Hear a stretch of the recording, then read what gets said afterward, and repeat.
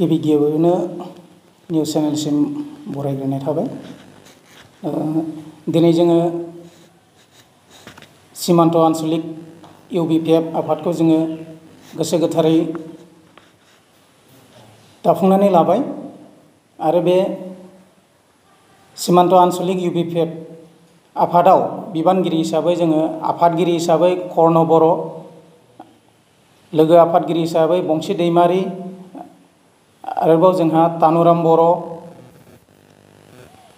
General secretary हिसाबै मलिन दैमारि आरो AGS हिसाबै जोङो बिजय बसुमतारी बिथांखौ लानानै दिनैनि बे गोथार आबुं आन्चलिक कमिटि UBPF दाफुंनायखौ जोङो गोसो गोथारै दाफुंनानै लानो हादों। आरो जोंनि नोजोराव जों नुदों बिथांमोना खोब मोजाङैनो बिबानखौ लानानै खामानि मावलांगोन आरो बिथांमोना गोख्रों साफा साफा गोदोनिफ्रायनो मावबोबाय थाग्रा आफादजों जुगदान थाबाय थाग्रा सुबुंखा। ओंखायनो जोंहा दिनै बे गोदान UBPF आन्चलिक कमिटि दाफुंनायाव जोंहा जेबो जोंनि थाखाय खहा जानाय नङा आरो जों गोख्रों भाबै जोङो रायजो राजानि थाखाय मोजां हाबा मावलांनो हागोन आरो बिथांमोननि जिथु मावनायनि स्पिरिट बेखौ जोङो खोब मोजाङै मिन्थिगौ जेन जोंहा जोंनि बे गोदानै दाफुंजानाय UBPF आफाद, बे आफादाव जोङो जिल्ला आरो आन्चलिक कमिटि जोंनि बे गलाघाट जिल्लायाव जोंहा समस्या जानाय नङा आरो जों खामानि मावनायाव बिथांमोननि मोजां फारसे जोङो सानफ्रामबो नोजोर बोनायखौ नुबाय थाखायो।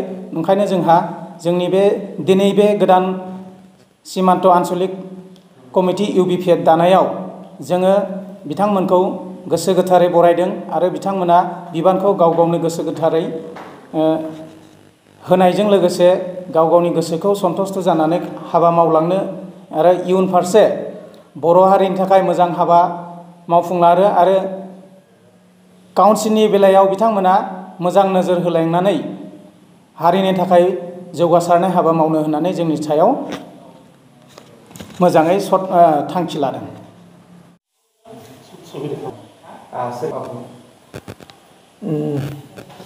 गोजोननाय थाबाय खौरां बुथुमगिरि नोंथांमोननिसिम।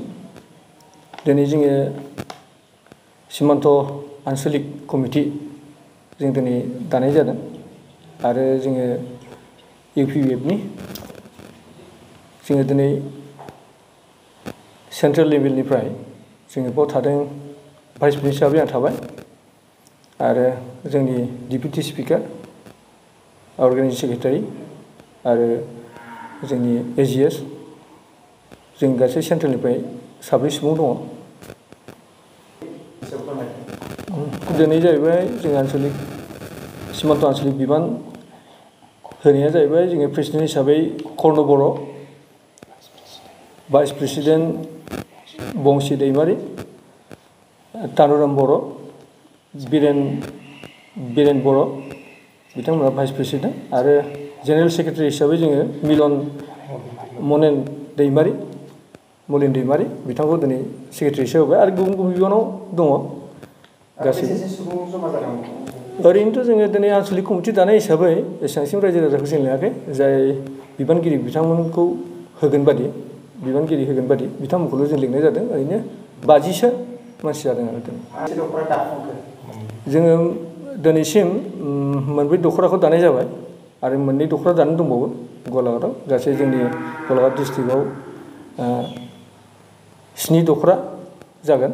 बाखिया जों दाथ'नाय जायाखै आरो दागोन जों बेखौ लासै लासैनो टाइम सुजुग मिलायाखै, ओंखायनो जों दाथ'नाय जायाखै। दाथ' बुंनो थाङोब्ला जोंनि जिथु गोदानै जानाय UBPF जोंनो रायजोफ्रा बहुद मदद होदों आरो रायजोफ्रा लैहोर लैहोर जोंजों नुजाफैदों। मानो होनब्ला आवगायनि जेफ्रा आफादफोर दंमोन बिथांमोननि सायाव एसे रायजोफ्रा एसे दुखु मोननाय फोरमायदों। मानो होनब्ला बिथांमोना दिनैसिम काउन्सिल दाखांनायनि उनाव रायजोफोरखौ ज' लानानै दिनै बिथांमोना सावरायलायाखै आरो दिनै बिथांमोना ज' जाहोनो हायाखै। बेनि थाखायनो रायजोफ्रा एसे दुखु मोननानै दं।